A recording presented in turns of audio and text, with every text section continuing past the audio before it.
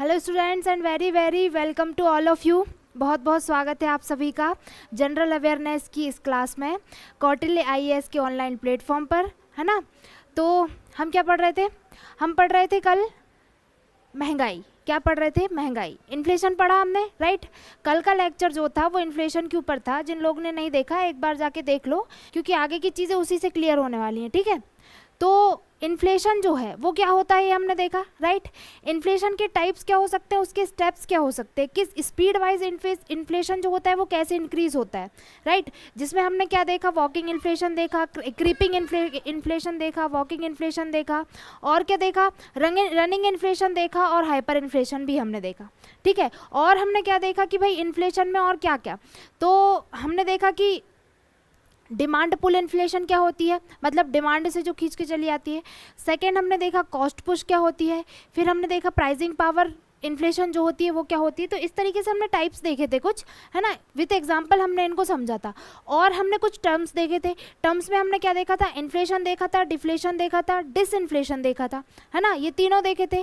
फिर रिफ्लेशन भी हमने देखा था कि भाई रिफ्लेशन कैसे होता है, जब डिफ्लेशन जो है इन्फ्लेशन की ओर बढ़ता है तो इसको हम रिफ्लेशन कहते हैं, राइट।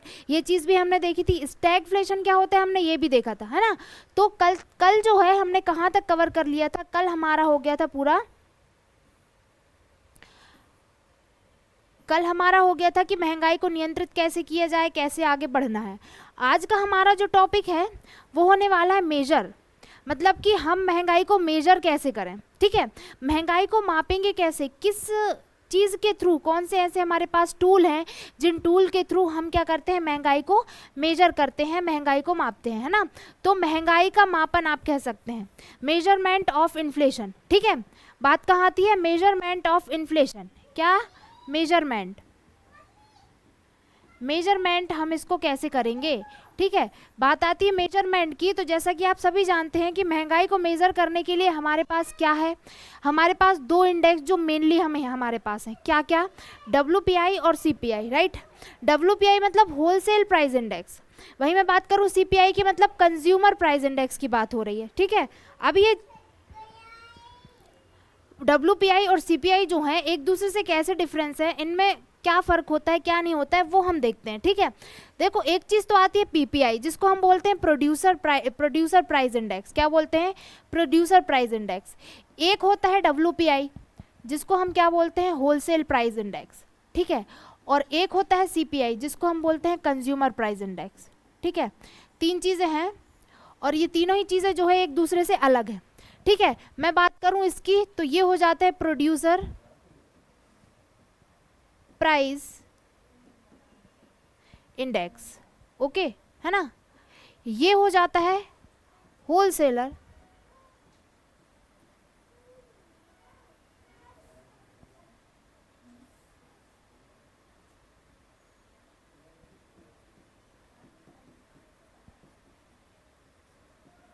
वहीं थर्ड की मैं बात करूं तो एक हो जाता है कंज्यूमर,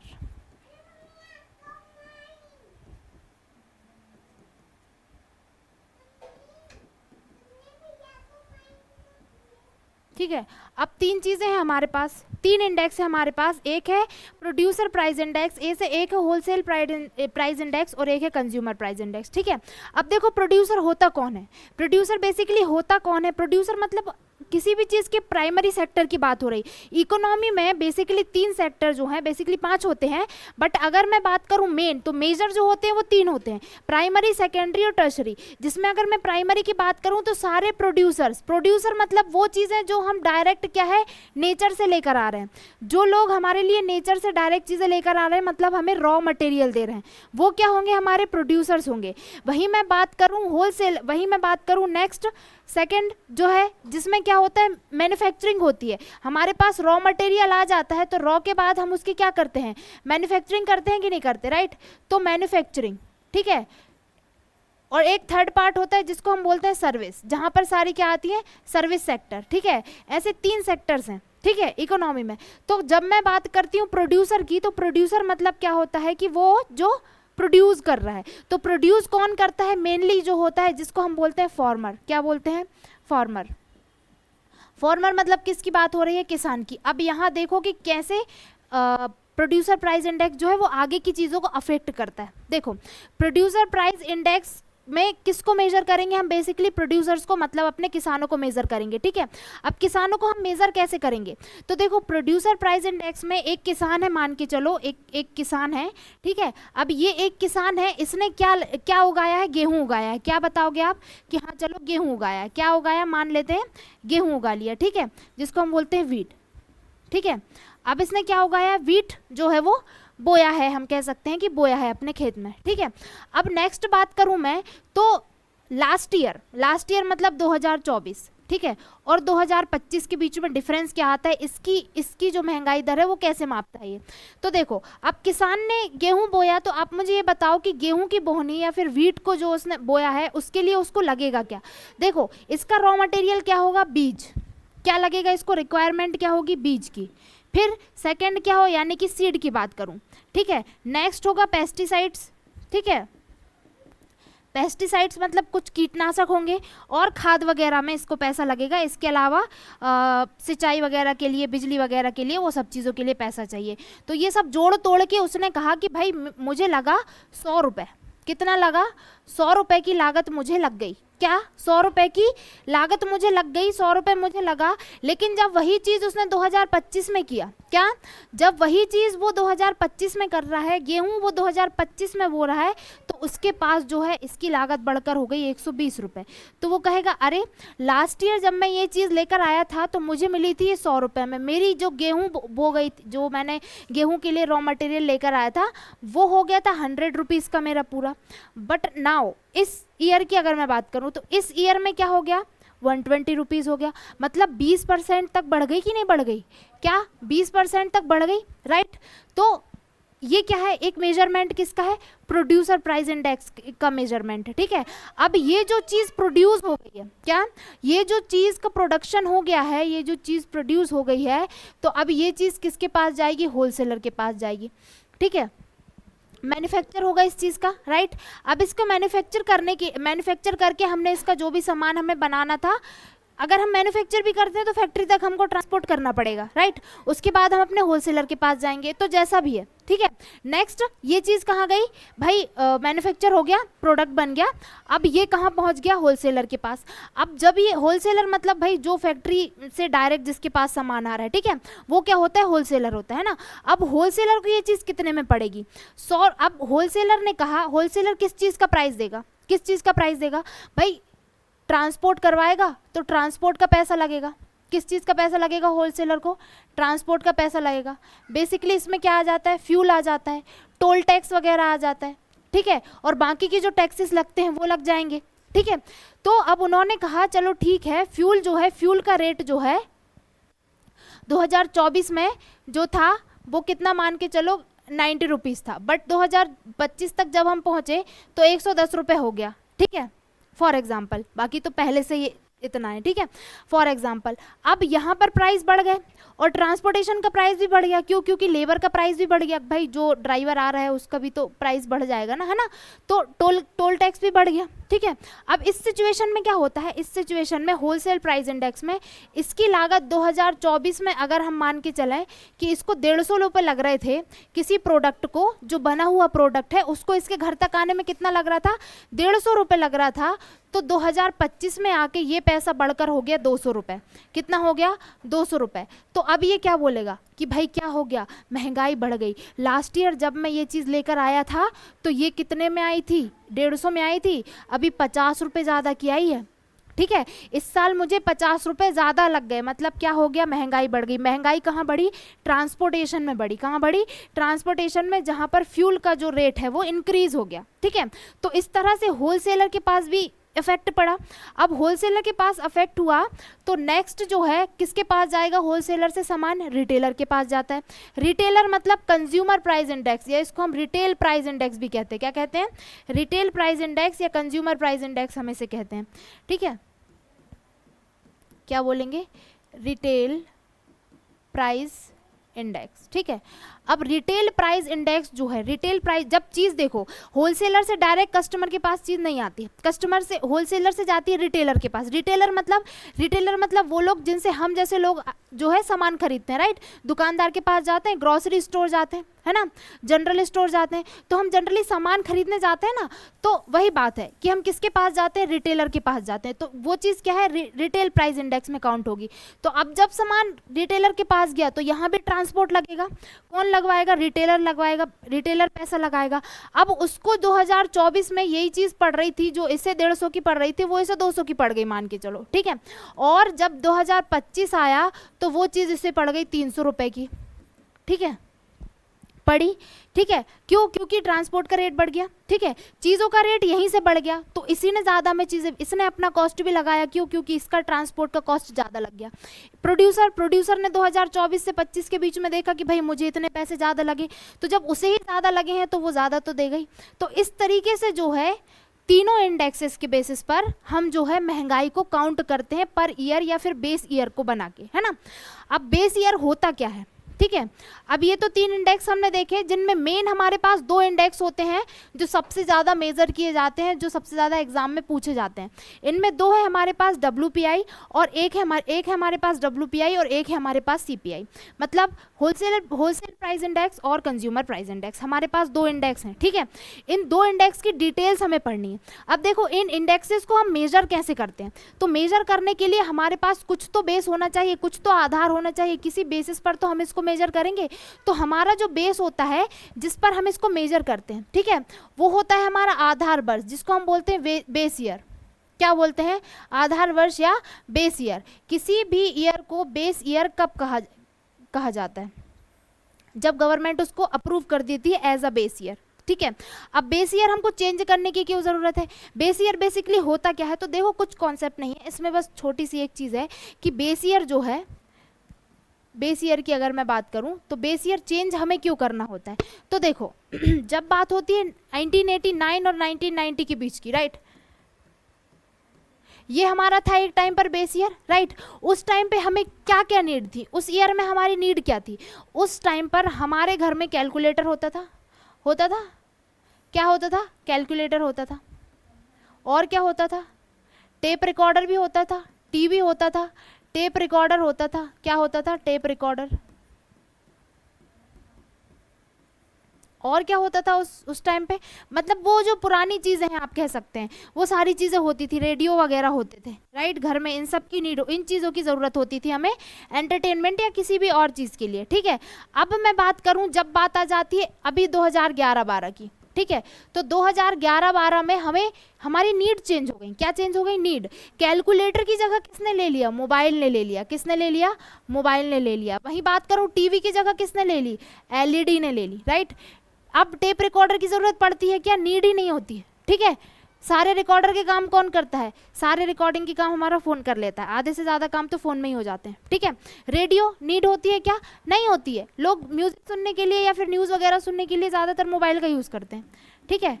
तो अब क्या करें, अब मुझे ये बताओ, अगर हम मेजरमेंट इसमें करेंगे, इस साल का मेजरमेंट 11-12 का मेजरमेंट अगर हम इन चीज़ों से करेंगे, जिन चीज़ों की अब नीड ही नहीं है, अब डिमांड ही नहीं है मार्केट में, बेसिकली अब चीज़ों की डिमांड ये है, अब इन चीज़ों की डिमांड हो रही है ना। तो इस सिचुएशन में हमें ज़रूरत है कि हम अपना आधार वर्ष चेंज करें। हम जिस बेस पर ले रहे थे उस टाइम पर इन चीज़ों की कीमत क्या थी, इससे फ़र्क ही नहीं पड़ रहा ना आज की डेट में। क्यों, क्योंकि भाई उस टाइम पर ये चीज़ें ही अलग थी, अभी ये चीज़ें अलग हैं। तो अभी क्या होंगे, इसमें चेंजेस होंगे, इसमें नए नए ऑब्जेक्ट्स, आप कह सकते हैं आर्टिकल, जिनको कहते हैं हम, क्या कहते हैं इनके, आर्टिकल, ठीक है। आर्टिकल में क्या हो जाता है, चेंज कर दिया जाता है, ठीक है। और उस ईयर को हम क्या मान लेते हैं, बेस ईयर मान लेते हैं, ठीक है। अब बेस ईयर बेसिकली हर देश का अलग अलग होता है, ठीक है, किसी भी देश का सेम नहीं होता है, ठीक है। अगर किसी के मन में क्वेश्चन हो कि भाई सेम होता है, तो ऐसा नहीं है।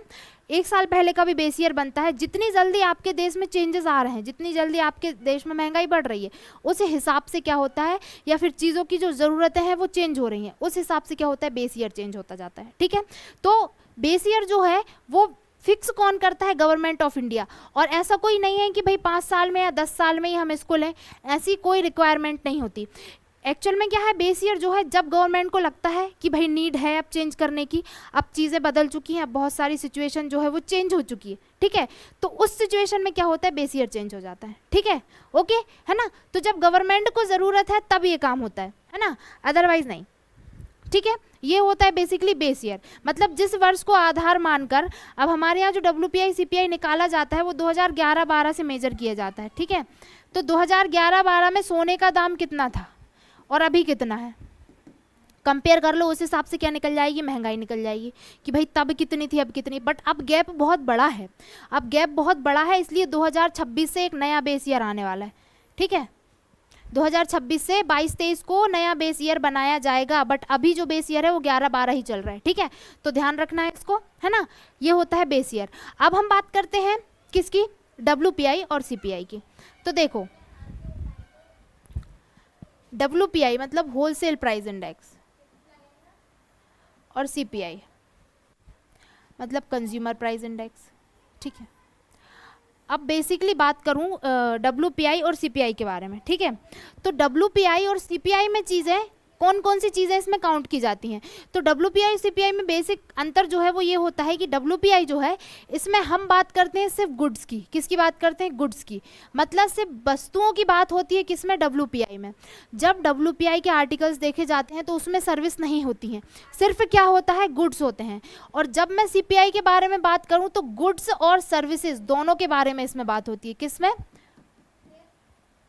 गुड्स और सर्विसेज दोनों के बारे में बात होती है, किसमें, कंज्यूमर प्राइस इंडेक्स में, ठीक है। वहीं मैं बात करूं WPI तो इसमें सिर्फ गुड्स की बात होती है, ठीक है। ये याद रखना है ना कि हम किस चीज़ के बारे में, हमारा ऑब्जेक्ट क्या है, किसके लिए हम इसको निकाल रहे हैं। तो ये गुड्स के लिए निकल रहा है, ये गुड्स और सर्विस दोनों के लिए निकल रहा है, ठीक है, इसको ध्यान रखना है।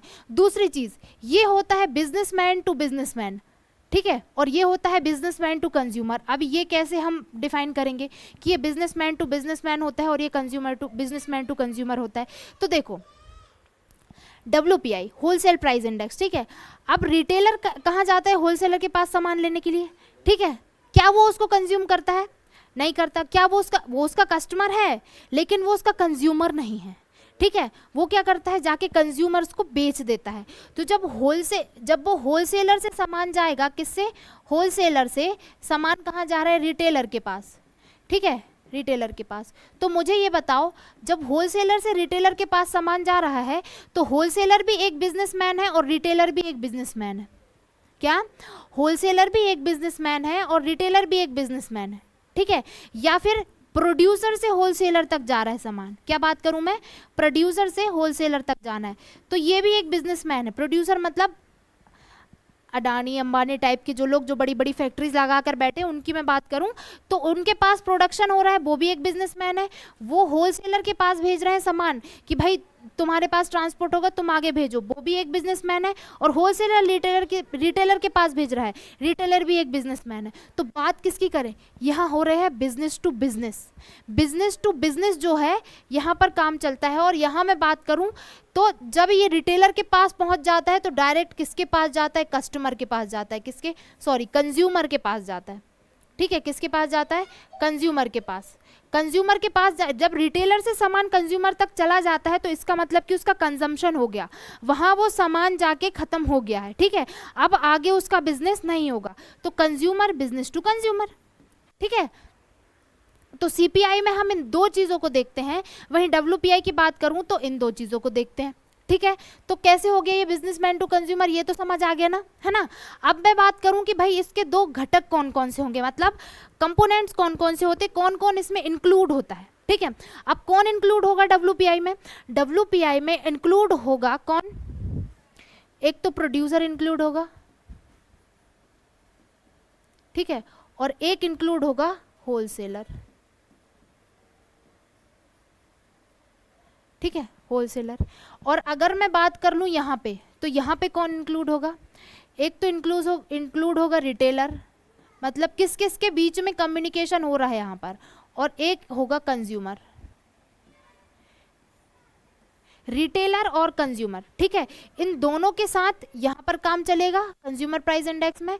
और वहीं मैं देखूँ प्रोड्यूसर और होलसेलर, इन दोनों के साथ काम चलेगा कहाँ, होलसेल प्राइस इंडेक्स में, ठीक है, आ गए नहीं, इतनी बात तो समझ में आई ना, ये 3 स्टेप तो समझ में आया ना कि क्या होता है कैसे होता है। ठीक है, अब मैं बात करूं और क्या इसमें होता है, तो देखो WPI जो होता है, अब बात आती है इसकी अब WPI हमने देख लिया भाई कौन कौन से घटक होते हैं, कैसे कैसे होता है। ठीक है, अब बात आती है इसकी पब्लिश करने की। ठीक है, कि ये पब्लिश कौन करता है। ठीक है, अब मैं बात करूं इसको पब्लिश करने की, तो इसको पब्लिश करता है वाणिज्य और उद्योग मंत्रालय। जब मैं WPI की बात करती हूं तो WPI को, हाँ, WPI को पब्लिश कौन करता है, इस इंडेक्स को निकालता है कौन, वाणिज्य और उद्योग मंत्रालय। क्या, वाणिज्य और उद्योग मंत्रालय, भारत सरकार।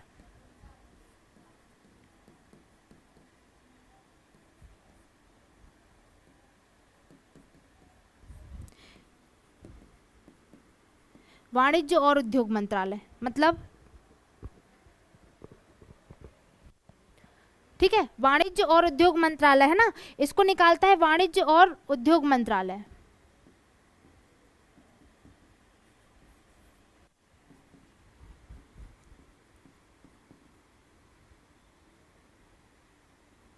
मिनिस्ट्री ऑफ कॉमर्स एंड, जिसको हम क्या बोलेंगे, मिनिस्ट्री ऑफ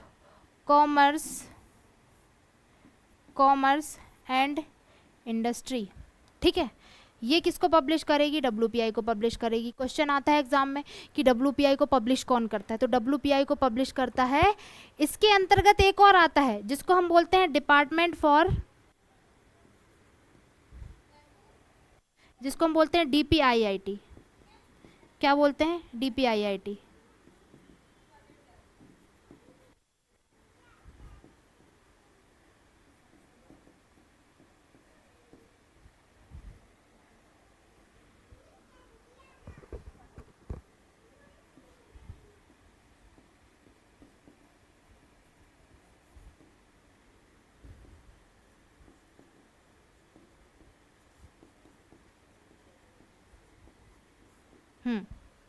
क्या, DPIIT मतलब department of promotion of industry and internal trade. ठीक है, ये क्या है, ये क्या निकालता है आपका, DPIIT इसको पब्लिश करता है। ये पब्लिशर्स के नाम ध्यान रखना कि कौन पब्लिश करता है, DPIIT पब्लिश करता है। और DPIIT किस मिनिस्ट्री के अंतर्गत आता है, वाणिज्य और उद्योग मंत्रालय, ministry of commerce and industries. ठीक है, इसके अंतर्गत आता है। अब मैं नेक्स्ट बात करूं कि CPI को कौन पब्लिश करेगा, तो CPI को देखो, CPI के कुछ टाइप्स होते हैं। ठीक है, CPI जो होता है उसके अलग अलग टाइप्स होते हैं। ठीक है, CPI का टाइप होता है एक CPI IW। IW का मतलब है इंडस्ट्रियल वर्कर। किसकी बात हो रही है, इंडस्ट्रियल वर्कर्स की बात हो रही है। ठीक है, इंडस्ट्रियल वर्कर। एक होता है CPI AL, जिसको हम बोलते हैं, AL मतलब एग्रीकल्चर लेबर। क्या बोलेंगे, एग्रीकल्चर लेबर। ठीक है, एक होता है CPI R या RL, आप इसको बोलेंगे, इसको बोलेंगे रूरल लेबर। क्या बोलेंगे, रूरल लेबर। एक होगा CPI U मतलब अर्बन। ठीक है, और रूरल और अर्बन को मिलाकर एक होता है कंबाइन, जिसको हम बोलते हैं, क्या बोलते हैं, कंबाइन। ठीक है, एक होता है CPI कंबाइन। ठीक है, ऐसे कुछ 3-4 प्रकार के जो होते हैं वो कंज्यूमर प्राइस इंडेक्स होते हैं। ठीक है, अब मैं बात करूं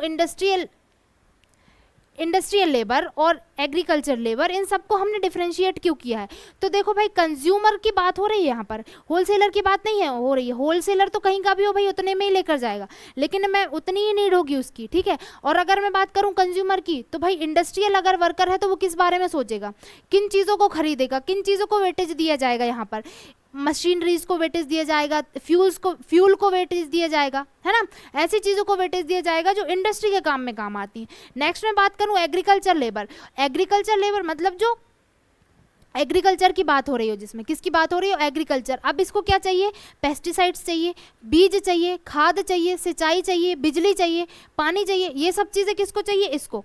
तो बात किसकी होगी, एग्रीकल्चर लेबर में उन चीज़ों को अधिक ज़्यादा कहना चाहिए वेटेज दिया जाएगा। नेक्स्ट में बात करूँ रूरल और अर्बन एरियाज दोनों में ही लोगों की नीड बहुत अलग होती हैं। जहाँ रूरल एरियाज में आप देखेंगे कि लोग सिर्फ खाने की चीज़ों के लिए ज़्यादा खर्च करते हैं, वहीं देखोगे आप अर्बन एरियाज में लोग शो ऑफ की चीज़ों के लिए ज़्यादा खर्च करते हैं। ठीक है ना। तो इसीलिए जो है इन दोनों की नीड अलग अलग है, तो इन दोनों की आप कह सकते हैं इंडेक्स भी अलग अलग निकलेंगे, ठीक है। इसलिए इंडेक्स जो है अलग अलग पब्लिश होते हैं। तो मैं बात करूं इन सब के अलग अलग पब्लिश करने की, तो ये तो लेबर ब्यूरो करता है। कौन करता है? लेबर ब्यूरो, ठीक है, लेबर ब्यूरो इसको पब्लिश करता है। लेकिन अगर मैं बात करूं सीपीआई कंबाइंड, जो कि सबसे ज़्यादा मेन है, ठीक है, जो कि है सीपीआई कंबाइन। सीपीआई कंबाइन जो है, अगर पूरा सीपीआई जो है यही इसी पर काम करता है, सीपीआई कंबाइन, तो इसका मेजरमेंट कौन करता है? एनएसओ। कौन करता है मेजरमेंट? से मेरा मतलब है कि इसको कौन पब्लिश करता है, तो एनएसओ, नेशनल स्टैटिस्टिक्स ऑफिस, भारतीय या राष्ट्रीय सांख्यिकी कार्यालय। क्या बोलोगे आप इसको? राष्ट्रीय सांख्यिकी कार्यालय, जो कि किसके फलस्वरूप बना है? सीएसओ और एनएसएसओ। सीएसओ और एनएसएसओ, जब इन दोनों को हमने मर्ज कर दिया तो हमारे पास क्या आया? एनएसओ आया, जो हमने 2000 अभी कुछ रिसेंट में ही हमने इसको निकाला है, एग्जैक्ट ईयर मुझे याद नहीं आ रहा है ना, अभी की बात है। तो इन दोनों को हमने मर्ज करके एनएसओ निकाला है। एनएसओ जो है वो क्या है? नेशनल स्टैटिस्टिक्स ऑफिस इसको हम बोलते हैं, ओके, है ना। और इसी के थ्रू जो है कौन पब्लिश होता है? डब्ल्यूपीआई पब्लिश होता है। कौन वो सॉरी सीपीआई कौन पब्लिश करता है? इसी को। इसलिए अगर क्वेश्चन आता है कि सीपीआई का पब्लिशर कौन है, तब आप किसका नाम लोगे? एनएसओ का। सीपीआई कंबाइन कौन पब्लिश कर रहा है? तो एनएसओ। बट अगर मैं बात करूं कि सीपीआई आईएल कौन पब्लिश कर रहा है, सीपीआई एएल कौन पब्लिश कर रहा है, ऐसा इंडिविजुअली पूछ लिया जाए तो लेबर ब्यूरो का नाम आएगा, ओके। किसका नाम आएगा? लेबर ब्यूरो का, ठीक है। दो अलग अलग टाइप के क्वेश्चन है, कॉन्सेप्ट क्लियर रखना, है ना। नेक्स्ट अगर मैं बात करूं पब्लिश तो हो गई, अब इनका बेस ईयर क्या है? तो 2011-12, दोनों का ही बेस ईयर 2011-12 है। क्या है? 2011-12 है। अब कोई चीज़ तो है जिसको ज़्यादा वेटेज देते होंगे, तो होलसेल प्राइस इंडेक्स की जब मैं बात करूं तो यहाँ पर जितनी भी चीज़ें हैं उसमें सबसे ज़्यादा आप कह सकते हैं वेटेज जिसको हम देते हैं तो मैन्युफैक्चर गुड्स को देते हैं। किसको देते हैं? मैन्युफैक्चर गुड्स को देते हैं। मैन्युफैक्चर गुड्स को लगभग 64 यस, इतना वेटेज जो है इसमें दिया जाता है मैन्युफैक्चर गुड्स को। कितना? 64% तक का वेटेज, मतलब कि इनमें फर्स्ट नंबर पे किसको रखा जाता है? मैन्युफैक्चर गुड्स को। वहीं मैं बात करूं सीपीआई, तो सीपीआई रूरल और सीपीआई अर्बन, दोनों की अलग चीज़ें हैं, दोनों के अपने अपने मेजर हैं। देखो, दोनों अर्बन एरिया के लोगों की नीड अलग है और कह सकते हैं आप रूरल एरिया के लोगों की नीड अलग है। रूरल एरिया के लोग ज़्यादातर किसके? फूड प्रोडक्ट्स की बात कर लेते हैं। किसकी? फूड प्रोडक्ट्स की। खाद्य पदार्थ जो है ज़्यादा कंज्यूम करते हैं, इनका ज़्यादा कंजम्पशन होता है। रूरल एरियाज़ में तो भाई खाना मिल गया उतना ही बहुत वाला काम होता है, तो फूड प्रोडक्ट्स के लिए ज़्यादा खर्च करते हैं, ठीक है। वहीं मैं बात कर लूँ सीपीआई अर्बन, सीपीआई रूरल जहाँ फूड प्रोडक्ट्स की बात करता है, तो अर्बन एरियाज़ में वेटेज दिया जाता है हाउसिंग यानी कि आवास को। किसको? हाउसिंग को सबसे ज़्यादा वेटेज दिया जाता है, ठीक है। किसको वेटेज दिया जाता है? हाउसिंग को। हाउसिंग का वेटेज इसमें आपको सबसे ज़्यादा देखने को मिलेगा, किसमें? CPI index, CPI urban index में, ठीक है। और हाउसिंग की एक मैं बात करूं, हाउसिंग वो चीज़ है, हाउसिंग मतलब होता है भाई रेंट से आप कोई, आप आज देखो दिल्ली के आप मुखर्जी नगर चले जाओ, 25-25, 30-30 हज़ार का एक कमरा होता है पर मंथ का, जिसमें जगह भी नहीं होती है, राइट। और वहीं आप किसी गाँव में चले जाओ तो वहाँ कोई रेंट से जाता है कि कमरा लेने के लिए? नहीं जाता है। क्यों? क्योंकि वहाँ पर नीड नहीं है ना लोगों को, वहाँ थोड़ी ना इंडस्ट्रीज है जो वहाँ जाकर काम करेंगे वो, राइट। तो इसीलिए क्या है, हाउसिंग जो है यहाँ पर सबसे ज़्यादा वेटेज रखती है, ठीक है। और वहीं मैं बात करूँ रूरल एरियाज़ में, तो रूरल एरियाज़ में हाउसिंग को काउंट ही नहीं किया जाता। तो अगर आपसे पूछा जाए कि ऐसे कौन सा प्रोडक्ट या ऐसी कौन सी सर्विस है जिसको हम सीपीआई में काउंट नहीं करते हैं, तो सीपीआई अर्बन में काउंट करते हैं बट रूरल में काउंट नहीं करते हैं। तो कौन सी चीज़ है वो? हाउसिंग। हाउसिंग वो चीज़ है जिसको हम सीपीआई रूरल में काउंट नहीं करते बट सीपीआई अर्बन में काउंट करते हैं, ठीक है ना। बात ये आती है किसकी? कंज्यूमर प्राइस इंडेक्स में। अब नेक्स्ट आता है कंज्यूमर प्राइस इंडेक्स में आर्टिकल आपको कितने देखने को मिलेंगे, ठीक है। आर्टिकल मतलब आ रहा है प्रोडक्ट्स की बात हो रही है। किसकी बात हो रही है? आर्टिकल मतलब प्रोडक्ट्स की बात हो रही है, ठीक है। मतलब कितने प्रोडक्ट इसमें हो रहे हैं, तो लगभग 697 प्रोडक्ट जो होते हैं वो इसमें होते हैं। कितने होते हैं? 697। वहीं रूरल और अर्बन के लिए अलग है, सीपीआई रूरल में और सीपीआई अर्बन में। यहाँ 448 प्रोडक्ट्स हैं और यहाँ 460 प्रोडक्ट्स की बात होती है। कितने हैं? ये नंबर याद रखना है क्योंकि ये नंबर अक्सर एग्जाम में पूछता है, ठीक है। तो सीपीआई इंडेक्स में किसकी? 697 प्रोडक्ट्स। वहीं मैं बात करूं सीपीआई अर्बन और सीपीआई रूरल, इन दोनों में अलग अलग प्रोडक्ट्स हैं। भाई देखो सबकी नीड अलग अलग होती है, इस जगह पर नीड अलग है, इस चीज़ पर कंजम्पशन यहाँ पर अलग है, यहाँ लोग अलग चीज़ों में पैसा लगा रहे हैं, यहाँ लोग अलग चीज़ों में पैसा लगा रहे हैं। तो इसलिए क्या हो रहा है भाई, हर वर्ग को देखकर हम क्या कर रहे हैं, महंगाई को मेजर कर रहे हैं। ठीक है, जिसमें मेन जो है हमारा सीपीआई है। अब सीपीआई आप कहेंगे मेन क्यों है? अब पब्लिश तो किया जाता है, पब्लिश कब किया जाता है? तो बेसिकली क्या है, मंथली पब्लिश होता है। सारे इंडेक्स जो होते हैं पर मंथ पब्लिश होता है, ये इंडेक्स भी मंथली पब्लिश होता है। लेकिन अगर मैं बात करूं फ्यूल और फूड की, तो फ्यूल और फूड जब आता है होलसेल प्राइस इंडेक्स में, फूड एंड फ्यूल, ठीक है, फूड एंड फ्यूल जो है वो आसानी से क्या होते हैं, आपने हेडलाइन इन्फ्लेशन सुना होगा। हेडलाइन इन्फ्लेशन सभी ने सुना है। हेडलाइन इन्फ्लेशन मतलब वो चीज़ें जो फूड और फ्यूल में आती हैं। फूड और फ्यूल जो होते हैं वो बहुत ही जल्दी आप कह सकते हैं कि ऊपर नीचे होते हैं, इनके प्राइस होते हैं, है ना। तो ये वीकली पब्लिश होते हैं, वीकली पब्लिश होते हैं। जब फूड और फ्यूल की बात करूंगी तो वीकली पब्लिश होते हैं, लेकिन अगर बात मैं अदर प्रोडक्ट्स की करूंगी तो अदर प्रोडक्ट्स जो होते हैं वो मंथली पब्लिश होते हैं। ठीक है, ये याद रखना है। फूड और फ्यूल जो है वो हेडलाइन इन्फ्लेशन के अंतर्गत आते हैं। किसके अंतर्गत आते हैं? Headline inflation. हेडलाइन इन्फ्लेशन में हम किन दो प्रोडक्ट्स को रखते हैं? तो फूड और फ्यूल को रखते हैं। वहीं अदर प्रोडक्ट्स की बात करूं तो वो किसके अंतर्गत आते हैं? कोर इन्फ्लेशन के अंतर्गत आते हैं। किसमें? कोर इन्फ्लेशन में। अब इन दोनों चीज़ को हमने अलग क्यों रखा है? क्योंकि ये वोलेटाइल है। वोलेटाइल होने का मतलब कि इनकी कीमतें जो है पर डे के हिसाब से, ओवरनाइट के हिसाब से चेंज होती हैं। ठीक है, और यही कारण ये है कि हमने इस चीज़ को अलग रखा है, इसमें अलग इन्फ्लेशन। जब इनमें इन्फ्लेशन आती है तो न्यूज़ हेडलाइन अलग से दिख जाएगी आपको कि भाई आलू प्याज टमाटर के भाव इतने बढ़ गए, सरकार क्या कर रही है ना। फ्यूल की अगर मैं बात करूं तो फ्यूल, भाई तेल के रेट यहाँ इतने, क्रूड ऑयल इतना है। जब मार्केट में फ्यूल का रेट बढ़ता है तो मार्केट में कहना चाहिए न्यूज़ जो है किस तरीके से हेडलाइन दे के बात होती है। तो आप इस तरीके से याद रख सकते हैं कि फूड और फ्यूल, ठीक है, एक वाहन का ईंधन, एक इंसान का ईंधन, दो चीज़ें हैं यहाँ पे। ठीक है, तो दोनों ही चीज़ें जो हैं बहुत फ्लक्चुएट होती हैं, इसलिए हम इन्हें हेडलाइन इन्फ्लेशन में रखते हैं और पर वीक हम इनका जो इंडेक्स है पर वीक पब्लिश करते हैं। वहीं बात करूँ अदर प्रोडक्ट्स की तो आप कह सकते हैं कि हम इनको वीक के हिसाब से पब्लिश नहीं करते हैं, मंथ के हिसाब से पब्लिश करते हैं। और सीपीआई में सारे कैसे होते हैं? मंथली पब्लिश होते हैं। ठीक है, दोनों में ही सारे क्या होते हैं? मंथली ही पब्लिश होते हैं। ठीक है, ये बात हो गई प्रोडक्ट्स की। और यहाँ हमने बात कर ली कि होता क्या है बेसिकली सीपीआई और डब्ल्यूपीआई। अब बात करूँ कि इनमें से ज़रूरी कौन सा है, क्या महत्वपूर्ण कौन सा है? तो जो हमारे लिए महत्वपूर्ण है वो है सीपीआई। देखो 2014 से पहले सीपीआई जो है वो इम्पोर्टेंट है। सीपीआई वैसे तो हमारे पास इम्पोर्टेंट दोनों ही है, बट सीपीआई को हम मेजर वेटेज ज़्यादा देते हैं। ठीक है, कारण क्या है? क्योंकि इसमें हम जो कंज्यूमर है, कंज्यूमर तक की बात होती है। किसमें? सीपीआई में। मतलब हम एकदम निचले स्तर तक जाकर बात करते हैं सीपीआई में कि भाई निचले स्तर तक महंगाई दर क्या है। 2014 में आरबीआई ने क्या किया था? सीपीआई पर फोकस किया था और इन्फ्लेशन का आधार बना लिया था इसको। तो हमारे यहाँ इन्फ्लेशन का बेस क्या है? 2014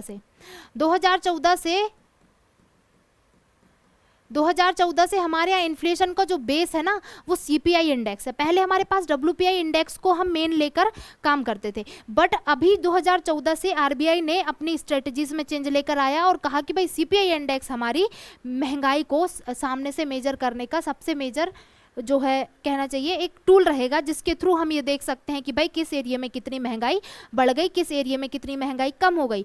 अब ये किससे हम ज़्यादा मेज़र करते हैं? सीपीआई से। सीपीआई को हम क्या देते हैं? महत्व ज़्यादा देते हैं डब्ल्यूपीआई के मुकाबले, क्योंकि सीपीआई में हम सारी जनसंख्या को इंक्लूड करते हैं। कंज्यूमर्स तो सभी हैं, है ना, कोई किसी का है कोई किसी का। एक बात होती है होलसेलर की, तो पहले होलसेलर को देखते थे हम, बट यहाँ पर महंगाई को एक्यूरेटली मेजर करने के लिए कंज्यूमर तक पहुँचना भी तो ज़रूरी है ना। तो चेंजेस लाते हुए आरबीआई ने 2014 में क्या किया? सीपीआई जो है, सीपीआई को कर दिया फोकस। किसके लिए? इन्फ्लेशन के लिए। ठीक है, तो ये होता है सीपीआई और डब्ल्यूपीआई। बेसिकली ये टाइप्स होते हैं सीपीआई और डब्ल्यूपीआई के। ठीक है, और महंगाई दर कितनी होनी चाहिए? महंगाई दर 2% से ज़्यादा नहीं और 6% से ज़्यादा नहीं और 2% से कम नहीं। ठीक है, ये चीज़ है। ठीक है, महंगाई दर क्या है? 6% से ज़्यादा नहीं होना चाहिए और 2% से कम नहीं होनी चाहिए। ये हमारा स्टैंडर्ड है। ठीक है, जिसको हम बोलते हैं 2 ± 4। 4 नहीं बोलेंगे, 4 प्लस माइनस 2 बोलेंगे इसको, क्या बोलेंगे, 4 प्लस माइनस 2 बोलेंगे, है ना, ओके, है ना, ऐसा। ये है इसका पूरा मेजरमेंट जो होता है महंगाई का, जो इंडिया में होता है, वो मैंने बताया कि किस तरीके से हम मेजर करते हैं महंगाई को, किस तरीके से चलते हैं और क्या स्टैंडर्ड है हमारे यहाँ। 2% से कम नहीं जाना चाहिए, अदरवाइज डिफ्लेशन की स्थिति आ जाएगी। 6% से ज़्यादा नहीं जाना चाहिए, नहीं तो इन्फ्लेशन बहुत ज़्यादा बढ़ जाएगी, ठीक है। और नॉर्मल अगर हमको रखना है तो इसके बीच में हमें रखना ज़रूरी है, ठीक है। हमारी जो महंगाई है वो इसके बीच में होना ज़रूरी है, ठीक है, हो गया ना, 2 से 6 के बीच में होना ज़रूरी है। ये तो भाई पूरा क्या हो गया कि सीपीआई क्या होता है, डब्ल्यूपीआई क्या होता है, कैसे मेजर होता है, कौन पब्लिश करता है, ये सब हमने देख लिया, कितने आर्टिकल इसमें होते हैं। बेसिकली ये जो क्या था हमारा, ये था हमारा सीपीआई और डब्ल्यूपीआई, ठीक है। तो ये था हमारा महंगाई का मेजरमेंट, ठीक है। ये देखो इसमें लिखा है आधार वर्ष क्या है, वह वर्ष जिसके साथ अन्य वर्षों के मूल्यों की तुलना की जाती है ना। The year which is the value of other years are compared, मतलब कि हम किसी दूसरे ईयर से, जब हम वो वर्ष जिससे हम बाकी के ईयर में महंगाई की तुलना करते हैं उसको हम आधार वर्ष कहते हैं। सामान्य स्तर में वृद्धि या कमी को किसी संदर्भ वर्ष के मूल्य स्तर के विरुद्ध मापा जाता है, जिसे आधार वर्ष कहते हैं। बस वही चीज़ है कि किसी कोई चीज़ तो होनी चाहिए जिससे हम कंपेयर करें, तो इसलिए हमें एक बेस ईयर की ज़रूरत होती है। बेसिकली बात बस इतनी ही है। नेक्स्ट है कि हम इसको मेजर कैसे करेंगे। वर्तमान में मुद्रास्फीति की हम गणना कैसे करेंगे, तो वर्तमान में जो उपभोक्ता मूल्य सूचकांक है आपका, क्या सीपीआई जो है, उसको डिवाइड कर दो आधार वर्ष सूचकांक, आधार वर्ष के मूल सूचकांक से, मूल्य सूचकांक से, मतलब 2024-25 में क्या चल रहा है और 2012-13 में क्या चल रहा है, इनटू 100 क्या निकल जाएगा, परसेंट निकल जाएगा, किसका, मुद्रास्फीति का। अगर आपको वर्तमान मुद्रास्फीति का क्या करना है, जांच करनी है, तो है ना, तो वर्तमान मूल्य सूचकांक माइनस आधार वर्ष का मूल्य सूचकांक बटे आधार वर्ष का मूल्य सूचकांक, समझ रहे हो क्या। अगर आप सीपीआई निकालना चाह रहे हो तो अभी जो सीपीआई है वो माइनस में करो पिछले, मतलब जो आधार वर्ष है उसका सीपीआई बटे आधार वर्ष का सीपीआई, ठीक है, और इनटू 100 कर दो, तो क्या निकल जाएगी, मेजरमेंट जो है, मेजरमेंट हो जाएगा किसका, महंगाई का। अब एक चीज़ और याद रखना कि क्या किसी ऐसा ईयर जहां डिजास्टर आया हो, कोई बाढ़ आई हो या फिर सुनामी आई हो, या फिर जब देश की इकोनॉमी जो है एकदम डाउन चल रही हो, लाइक 2019-20, ठीक है, क्या इस ईयर को कभी आधार वर्ष हम रख सकते हैं, तो यहाँ आएगा नहीं, इस ईयर को हम आधार वर्ष नहीं रख सकते हैं। कारण क्या है कि भाई इस ईयर में तो ऑलरेडी जीडीपी डाउन चल रही थी ना। अब वो जीडीपी डाउन किस वजह से थी, कोई स्पेसिफिक सिचुएशन की वजह से थी, है ना। हम तो लेकर नहीं आए थे कि हमारी किसी चीज़ में कोई प्रॉब्लम आ गई थी या हमारी कोई गलती थी, हमारी कोई गलती नहीं थी। इसमें क्या हुआ था, कोविड आ गया था, राइट, और कोविड के आ जाने की वजह से जो महंगाई दर है, सॉरी महंगाई दर कह लो या हमारी जीडीपी कह लो आप, जीडीपी जो है, जीडीपी कहाँ चली गई थी, एकदम डाउन चली गई थी, राइट, हमारा ग्रोथ रेट एकदम कम हो गया था, है ना। तो इस ईयर को हम कभी आधार वर्ष नहीं रख सकते। वो ईयर जहाँ डिजास्टर आया हो, जो कि एकदम आप कह सकते हैं आपकी कंट्री को जिसने बहुत नुकसान पहुंचाया हो, ऐसा कोई भी वर्ष आधार वर्ष नहीं रखा जा सकता, क्योंकि उस टाइम पे ऑलरेडी इकोनॉमी बहुत डाउन थी। अगर आप उस ईयर से कंपेयर करेंगे तो आप सही कंपैरिजन नहीं कर पाएंगे, ठीक है। इसलिए एक ऐसा ईयर चूज किया जाता है जहां पर सारी स्थितियां क्या थी, नॉर्मल थी आधार वर्ष के लिए, ये भी याद रखना आधार वर्ष में, ठीक है। नेक्स्ट क्या है, नेक्स्ट है कि 2009 में भारत सरकार ने डब्ल्यूपीआई थोक मूल्य सूचकांक से पीपीआई यानी निर्माता मूल्य सूचकांक पर स्विच करने के लिए 18 सदस्यीय कार्य समूह का गठन किया था। ये तो बहुत पुरानी बात हो गई, ठीक है, इसको पढ़ने की ज़रूरत नहीं है, ये जो है बहुत पुरानी बात हो गई, ये प्रोड्यूसर प्राइस इंडेक्स के टाइम की बात हो गई। बट अभी हम जो काम कर रहे हैं ना वो डब्ल्यूपीआई और सीपीआई पर कर रहे हैं। किस पर कर रहे हैं, डब्ल्यूपीआई और सीपीआई। तो ईयर आपको याद रखना है 2014, क्या याद रखना है, 2014। हमने स्विच कब किया डब्ल्यूपीआई से सीपीआई पर फोकस, 2014 में स्विच किया था आरबीआई ने, ओके, ठीक है। यही बात होती है इसमें डब्ल्यूपीआई और सीपीआई में, ठीक है, यही जो है वही कह सकते हैं आप मेन रीज़न है। अब देखो यहाँ पर देख लो, देखो डब्ल्यूपीआई और सीपीआई किस तरीके से ये प्रोड्यूसर और होलसेलर के बीच में काम कर रहा है, ठीक है। वहीं बात करूं रिटेलर और कंज्यूमर के बीच में कौन काम कर रहा है, सीपीआई काम कर रहा है, ठीक है। This shift in the price over time, अब ये पढ़ सकते हैं, ठीक है।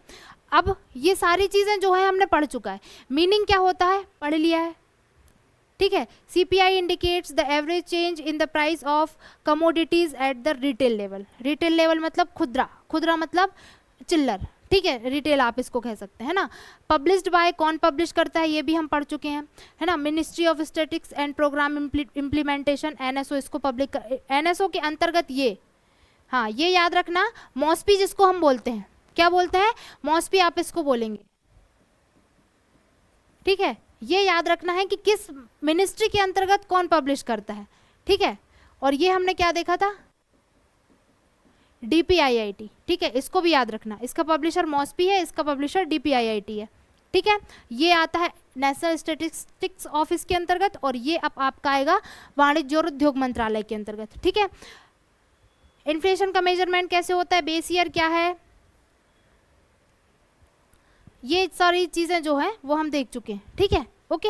मंथली बेसिस पर आता है। प्राइमरी आर्टिकल फ्यूल और पावर जो है वो सब चीज़ वीकली आती हैं, और ओवरऑल जो है वो मंथली बेसिस पर आता है। ये भी हमने देख लिया है कि डब्ल्यूपीआई में चीज़ें कैसे वीकली और मंथली आती हैं, और ये पूरा मंथली बेसिस पर आता है, पब्लिश होता है, ठीक है। ये हमारा हो गया डब्ल्यूपीआई और सीपीआई। ये हमने बात की कि भाई डब्ल्यूपीआई क्या होता है, सीपीआई क्या होता है, किन कंडीशंस पर ये पब्लिश होता है, और कौन इसको पब्लिश करता है, कितने प्रोडक्ट्स इसके अंतर्गत आते हैं। तो ये तो बात हो गई डब्ल्यूपीआई और सीपीआई की। ये एग्जाम पॉइंट ऑफ व्यू से इंपॉर्टेंट है, इसका एक एक पॉइंट याद रखना, ठीक है, आपको एक एक पॉइंट याद रखना है, ठीक है। और हाँ, लास्ट 3 मंथ का क्या, लास्ट 3 मंथ टू 6 मंथ तक, 3 मंथ का तो याद ही रख लेना, लास्ट 3 मंथ का आपको इसका रेट जो है वो याद रखना है, ठीक है, कि पिछले 3 महीनों से सीपीआई डब्ल्यूपीआई कहाँ चल रहा है ना। मार्च अप्रैल मई का पढ़ लेना एक बार, ठीक है, ओके। ये आपके करंट अफेयर्स के लिए अच्छा रहेगा, ठीक है, ओके। तो यहाँ हमने पढ़ा क्या, डब्ल्यूपीआई और सीपीआई, ठीक है। तो ये तो बात हो गई कि भाई डब्ल्यूपीआई क्या होता है और सीपीआई क्या होता है। अब जो हम नेक्स्ट पढ़ने वाले हैं वो होने वाले हैं मनी, क्या, मनी। अब भाई मनी के बारे में हमने इतना कुछ देख लिया है। सबसे पहले क्या देखा कि मनी को हम लेन देन कैसे करते हैं पैसे का, कैपिटल मार्केट देखा हमने, कह सकते हैं आप, और कौन सा मार्केट देखा, मनी मार्केट देखा, मतलब हमने सब पैसा पैसा ही देखा। यहाँ भी हम पैसा ही देख रहे हैं कि भाई महंगाई कहाँ जा रही कहाँ नहीं। अभी हमको ये पता होना चाहिए कि मनी टाइप्स कितने होते हैं, कितने टाइप्स की मनी होती है। बेसिकली पैसा जो होता है वो कितने टाइप का होता है, ठीक है। चेक जो होते हैं वो कितने टाइप के होते हैं, राइट, है ना। तो बेसिकली जो मनी होती है वो कितने टाइप की होती है, तो मनी बहुत टाइप की होती है। लाइक क्या कह सकते हैं आप, मनी जो होती है वो काफ़ी टाइप्स की होती है, जैसा कि